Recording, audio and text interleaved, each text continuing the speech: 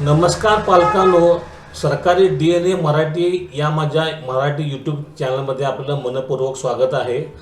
तर पालकांनो, आज आपण आपल्या व्हिडिओमध्ये बघणार आहोत की RT महाराष्ट्र 2026-27 पहिल्या फेरीनंतर जे आपली वेटिंग लिस्ट 1 पहिले जे राऊंड 1 म्हणजे वेटिंग लिस्ट आपली जी 1 तयार होते ती कशी तयार होते, तर वेटिंग लिस्टमधील विद्यार्थ्यांची निवड नक्की कशी होते, तर आपण आज या व्हिडिओमध्ये बघणार आहोत की महाराष्ट्र RT 2026-27च्या पहिल्या फेरीनंतर राऊंड 1 वेटिंग लिस्टमधील विद्यार्थ्यांची निवड नक्की कशी होती याची पूर्ण आपण माहिती बघणार आहोत। तर पालकांनो, व्हिडिओ संपूर्ण बघा तरच आपणास कळून जाईल। चला आपण व्हिडिओला सुरुवात करूया। इथे आपण स्क्रीनवर बघू शकत आहात की लॉटरी ही 10/4/2026 रोजी निघाली होती।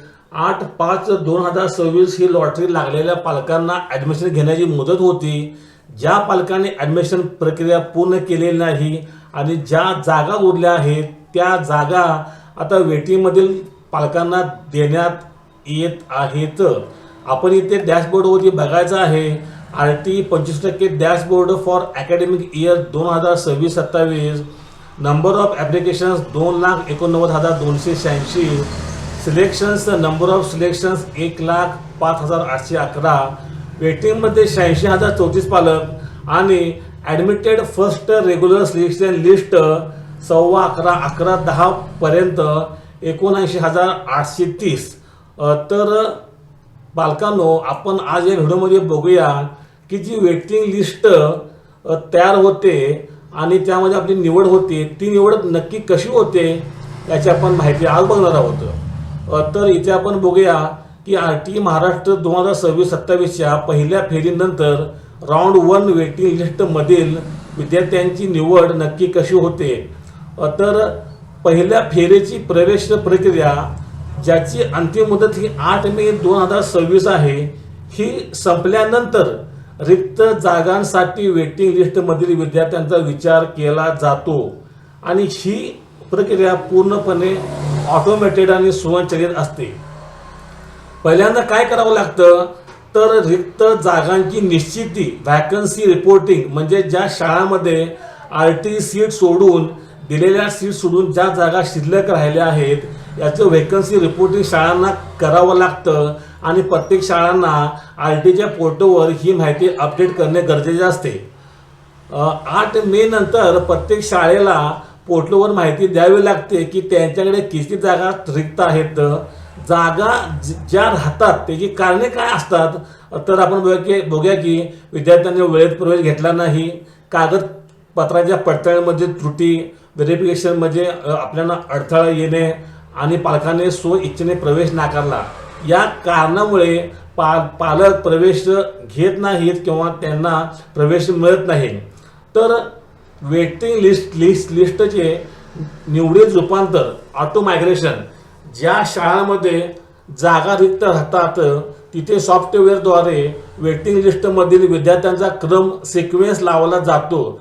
क्रमानुसार निवड, जर एखाद्या शाळेत 5 जागा असतील तर त्या शाळेच्या वेटिंग लिस्टमधील पहिल्या 5 विद्यार्थ्यांची WL1 ते WL5 अशी निवड केली जाते।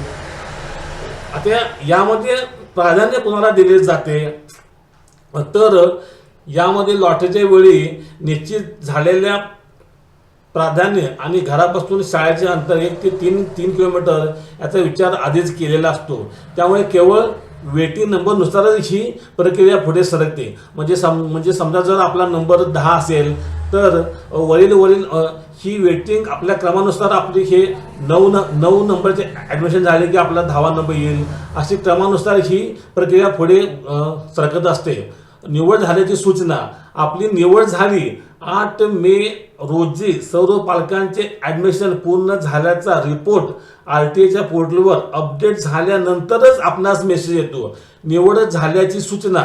आता जरी आपणास आपला नंबर लागला असे दिसत असेल तरी आपल्याला SMS हा पूर्ण RTच्या पोर्टलवरती 8 मे रोजी सर्व पालकांचे ॲडमिशन झाल्याचे अपडेशन झाल्यावरच आपल्याला SMS येईल।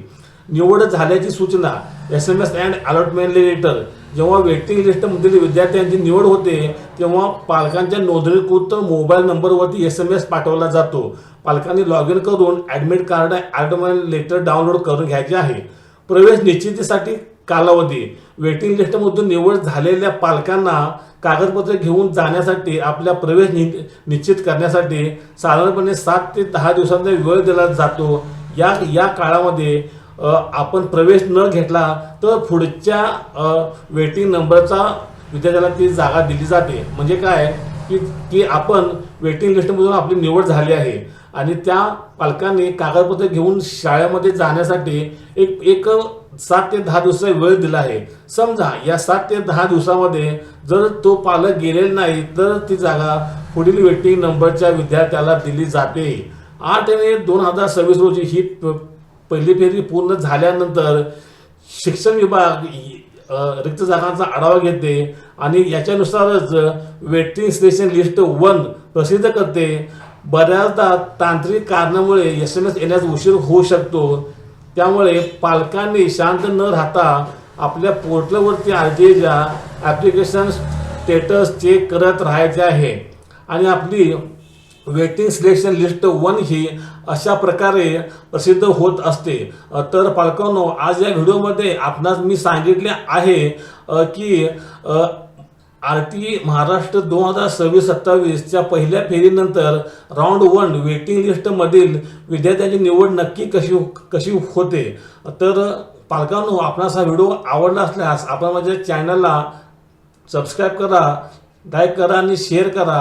आणि जर आपल्या सीट आपणास मिळाली असेल ही माहिती माझ्याकडून पाहिजे असेल तर कमेंट करा. आपणास रिप्लाय लगेच देण्यात येईल. धन्यवाद. थँक्यू.